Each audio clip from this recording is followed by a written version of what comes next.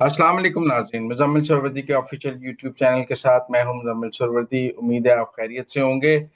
नाज़रीन, सबसे पहले खैबर पख्तूनख्वा की बात करेंगे, फिर डोनाल्ड ट्रंप ने एक इंडिया के बारे में ट्वीट किया है टैरिफ्स के हवाले से, उस पर बात करेंगे, और कुछ यूक्रेन में ज़ेलेंस्की के हवाले से आज आपसे बात करेंगे। तीन अहम मौज़ूआत पर बात करनी है। सबसे पहले एएनपी ने 23 अगस्त को अमन मार्च इस्लामाबाद की तरफ ऐलान किया है। उनके बकौल इसमें तमाम सियासी जमातें शामिल होंगी। ये अमन मार्च किस हवाले से होगा? ये अमन मार्च क्या फ़ौज के ख़िलाफ़ होगा? ये अमन मार्च इस्लामाबाद की तरफ क्या होगा? टीटीपी के ख़िलाफ़ तो हो नहीं सकता। वैसे तो एएनपी की स्टेटेड पोजीशन जो है वो टीटीपी के ख़िलाफ़ है। उन्होंने टीटीपी के लिए बहुत कुर्बानियाँ दी हैं, और वो टीटीपी के उनकी बहुत सारी क़यादत भी टीटीपी का निशाना बनी है। लेकिन टेक्निकल बात यह है कि क्या वो इस एहतजाजी मार्च से क्या पैगाम देना चाह रहे हैं इस वक्त इस्लामाबाद की तरफ एहतजाजी मार्च करके? ये एक अहम सवाल है, और वो उसमें दीगर सियासी जमातों को भी शामिल करना चाह रहे हैं। आप देखें ना, कुछ दिन पहले कल गंडापुर ने एक बयान दिया, फिर गंडापुर उस बयान से मुकर गया। अब एएनपी ने इस्लामाबाद की तरफ मार्च का ऐलान कर दिया है। एक जमात इस्लामी ने मार्च का ऐलान किया था, वो खैर लाहौर में रुक गया।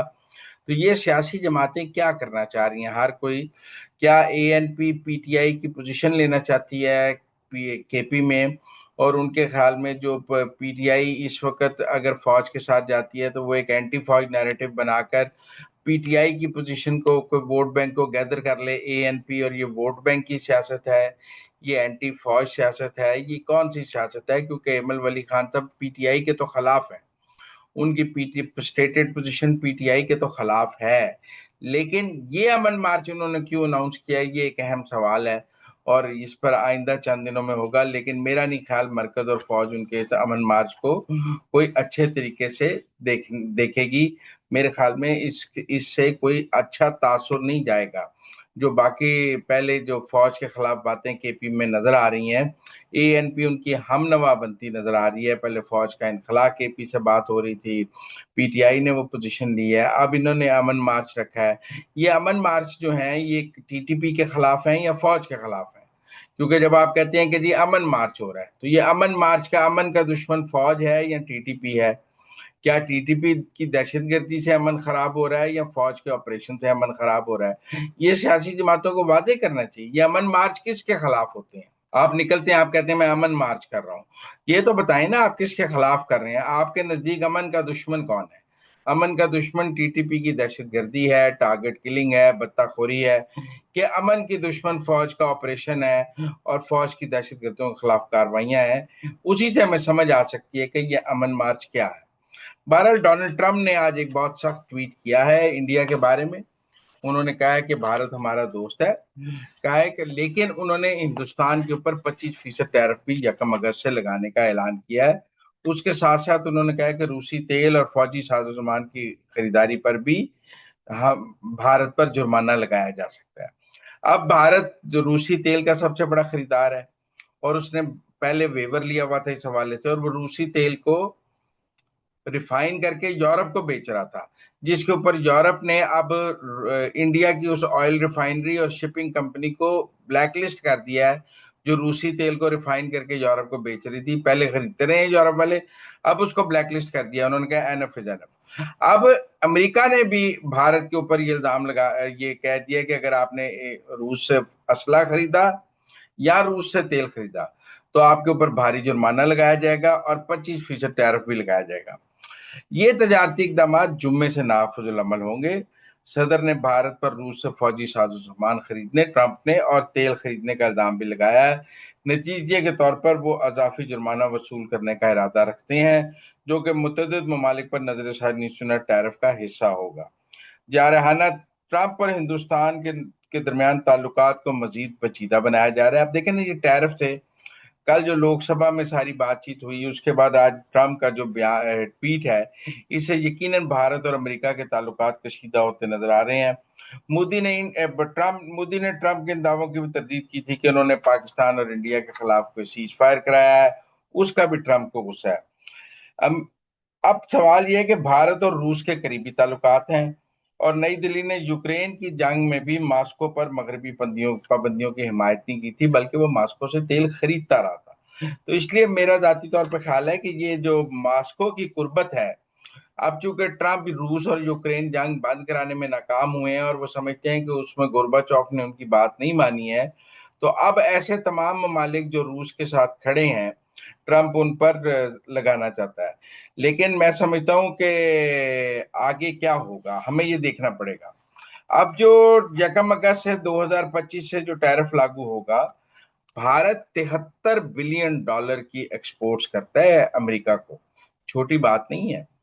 73 بلین ڈالرز کی ایکسپورٹس ہیں بھارت کی صرف امریکہ کو، اور $45.7 بلین کا ٹریڈ سرپلس ہے۔ مطلب امریکہ جو ایکسپورٹس کرتا ہے اور بھارت جو ایکسپورٹس کرتا ہے ان میں $45 بلین کا گیپ ہے۔ مطلب آپ سمجھیں دوا سازی کے شعبوں کی $8 بلین کی ہے، ٹیکسٹائل کی 9 بلین کی ہے، آٹو پارٹس کی ایکسپورٹ ہے، کافی ایکسپورٹ ہے، آئی ٹی کی ایکسپورٹ ہے، $73 بلین کی ہے۔ اب جب ٹرمپ نے آج ٹویٹ کیا اس کے اوپر بھارت کے خلاف، صرف اس ایک ٹویٹ اور ٹیرف کے اعلان سے جو بھارتی روپیہ ہے وہ تقریباً 0.4% اس کی قدر گری ہے، اور وہ اس کی قدر گرنے کی بات شروع ہو گئی کیونکہ ڈالر کے نزدیک بھارتی روپیہ پاکستانی روپے سے تو بہت مضبوط ہے، لیکن صرف ٹرمپ کے ٹویٹ کی وجہ سے اس میں 0.4% گراوٹ آئی ہے۔ اور جو فیوچر کے ان کے ٹھیکے ہیں ان میں بھی 0.6% فیوچر کے ٹھیکے ان کے گر گئے ہیں صرف ایک ٹرمپ کے ٹویٹ سے۔ اب آپ کہیں گے کہ جی اگر امریکہ ٹیرف لگاتا ہے تو بھارت کے پاس کیا آپشن ہے؟ بھارت کے پاس ایک آپشن تو یہ ہے کہ وہ اس وقت بہت بڑا خریدار ہے بوئنگ طیاروں کا اور امریکی طیاروں کا، وہ امریکی طیاروں کی خریداری بند کر سکتا ہے اور جو کچھ نقصان ہو اس سے پورا کر سکتا ہے، اور وہ طیارے وہ کسی اور کمپنی سے حاصل کرنے کی بات کر سکتا ہے۔ لیکن سوال یہ ہے کہ امریکہ سے ناراض کر کے مودی کتنی دیر بسر اقتدار رہ سکتے ہیں، وہ آلریڈی بہت مشکل میں ہیں، اور یہ ٹیرف بھارتی معیشت کو بہت سخت نقصان پہنچائے گا، جس کے نتیجے میں مودی کا اقتدار مزید خطرے کا شکار ہو سکتا ہے۔ اب ہم سب کو پتہ ہے کہ روس یوکرین لڑائی جو ہے وہ ختم نہیں ہو سکی، اور ایسا لگ رہا ہے کہ گورباچوف تب تک یہ جنگ بند کرنے کے لیے تیار نہیں تب جب تک زیلنسکی کو نہ ہٹایا جائے۔ تو اب واشنگٹن اس جنگ کو بند کرانے کے لیے زیلنسکی کو ہٹانے کی آپشن پر غور کر رہا ہے، اور زیلنسکی کو کے بارے میں یہ کہا جا رہا ہے کہ اس کو کسی نہ کسی طرح اب عہدہ چھوڑنے پر مجبور کیا جا رہا ہے۔ لیکن سوال یہ ہے کہ ان کی جگہ کس کو لایا جائے گا، یہ ایک بہت بڑا سوال ہے کہ زیلنسکی کی جگہ کس کو لایا جائے گا۔ زیلنسکی کو ہٹانے کے لیے اب زیلنسکی پر کرپشن کے الزامات لگائے جا رہے ہیں، مغرب کی طرف سے بھی امریکہ کی طرف سے بھی، اور کہا جا رہا ہے کہ انہوں نے بہت مالی بے ضابطگیاں کی ہیں، اور جو ان کو اسلحہ خریداری کے لیے بھی پیسے ملے ہیں اور ملے ہیں ان میں بڑی مالی بے ضابطگیوں کی بات کی جا رہی ہے۔ اس کے علاوہ یوکرین میں وزیر اعظم نے استعفیٰ دیا 15 جولائی کو، اور ان کی جگہ 17 جولائی کو نئی سابق وزیر اقتصادیات کو وزیر اعظم بنایا گیا ہے۔ لیکن زیلنسکی کا ممکنہ جانشین کون ہوگا، یہ ایک بہت بڑا سوال ہے۔ زیلنسکی کے ممکنہ جانشینوں میں یوکرین کی مسلح افواج کے سابق چیف آف جنرل اسٹاف زولونی ہو سکتے ہیں، جو اس وقت برطانیہ میں سفارتی عہدے پر فائز ہیں۔ زیلنسکی نے ان کو یوکرین سے نکال کر برطانیہ میں امبیسڈر لگایا ہوا ہے سفارتی، لیکن پورا یورپ اس نتیجے پر ہے کہ اگر زلونی کو یوکرین کی اگر ہم کمان دے دیں، وہ سابق چیف آف جنرل اسٹاف ہیں، تو روس یوکرین جنگ بھی بند ہو سکتی ہے اور مسائل بھی حل سکتے ہیں۔ اگر یوکرین میں سیاسی تبدیلی آتی ہے تو ممکن ہے کہ تنازعات کے خاتمے اور مذاکرات کے لیے اقدامات شروع ہوں۔ اس لیے یہ اس بات کا امکان موجود ہے کہ 3 عالمی طاقتوں کے رہنما پوٹن، چائنا کے شی اور ڈونلڈ ٹرمپ ستمبر میں ملاقات کریں گے، اور اگر ایسا ہوا تو کشیدگی میں کمی کے لیے بین الاقوامی کوششیں کامیاب ہو سکتی ہیں۔ لیکن وہ کشیدگی میں کمی کے لیے یہ ہو سکتا ہے کہ زیلنسکی کی قربانی ہو جائے، جب 3 بڑے ملیں پریزیڈنٹ شی، پوٹن اور ٹرمپ، تو یہ ممکن ہے کہ روس یوکرین جنگ بند کرنے میں پوٹن جو کہے کہ پہلے زیلنسکی کی قربانی ہو، پھر مغرب، روس اور چین اور امریکہ سب مل کر زیلنسکی کو ہٹا کر زلونی کو یوکرین کا سربراہ لے آئیں، جو پھر وہاں روس کے ساتھ امن معاہدہ بھی کرے اور سب کچھ کرے۔ اس لیے اس وقت مغرب کا جو کینڈیڈیٹ ہے یوکرین کے لیے، وہ ان کے برطانیہ میں سفیر زلونی ہیں، جن کو سب ممکنہ جانشین کے طور پر دیکھ رہے ہیں۔